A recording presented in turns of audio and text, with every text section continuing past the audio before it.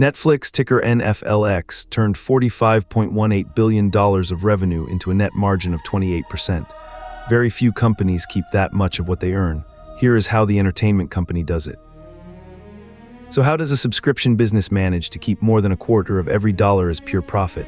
Start with the margins.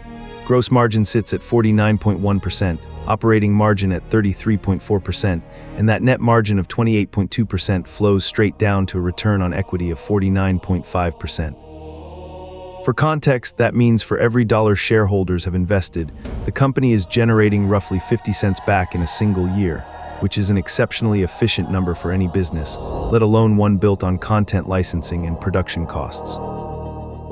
That efficiency did not appear overnight. Revenue climbed from $31.6 billion in 2022 to $33.7 billion in 2023, then to $39 billion in 2024, and now $45.18 billion in 2025.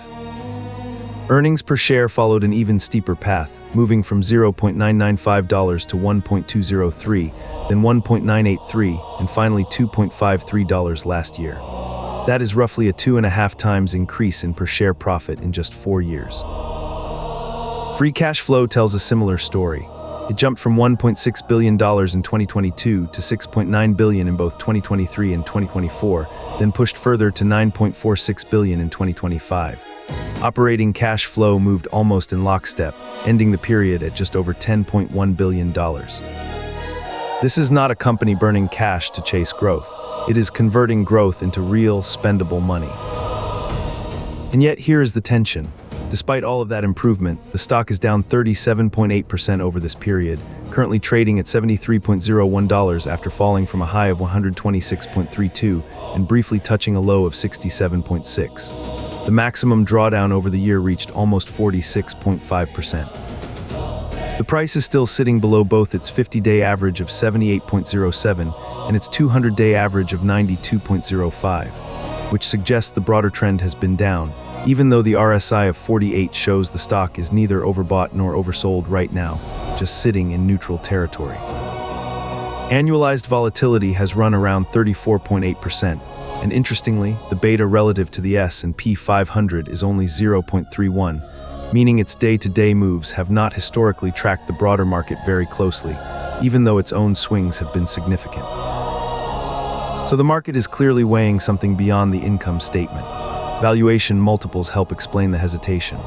The price-to-earnings ratio sits at 22.96, the PEG ratio at 1.57, price-to-sales at 6.28, price-to-book at 10.08, and enterprise value to EBITDA at 20.4. None of these are cheap numbers on their own, but they need context. Compare this to the peer set. Warner Brothers Discovery trades at a price-to-sales of just 1.72 and a price-to-book of 1.97, but its return on equity is actually negative, at almost negative 5%. Disney trades even cheaper, with a price-to-earnings ratio of 15.72 and a price-to-book of 1.58, and posts a healthier return on equity of 11%. Roku trades at a much steeper price-to-earnings ratio of over 107, with a return on equity of just 7.8%. Against that backdrop, Netflix asking for a premium multiple looks less unreasonable when its return on equity of 49.5% is multiples higher than any of them. The balance sheet backs this up with real stability. Total assets stand at $55.6 billion against liabilities of $29 billion, leaving equity of $26.6 billion. Total debt is $14.46 billion, offset by $9 billion in cash. The current ratio of 1.14 and quick ratio of 0.92 suggests short-term obligations are manageable, and a debt-to-equity ratio of 0.55 is far from alarming for a company of this size. Put it together and you get a business that is growing revenue, expanding margins, generating real cash, and posting elite returns on capital, while its stock has fallen sharply and now trades at multiples that assume a lot of that growth continues. Whether that premium is justified by the returns or whether the market is right to be cautious after such a steep drop is exactly the kind of judgment call that depends on your own risk tolerance, not something I can decide for you. If this kind of breakdown helps you look at a stock differently, consider sticking around and subscribing, because we take this same approach to a new company in every video. Drop a name in the comments, and there's a good chance it becomes the next one we dig into. And as always, treat everything here as research to think with, not a signal to act on.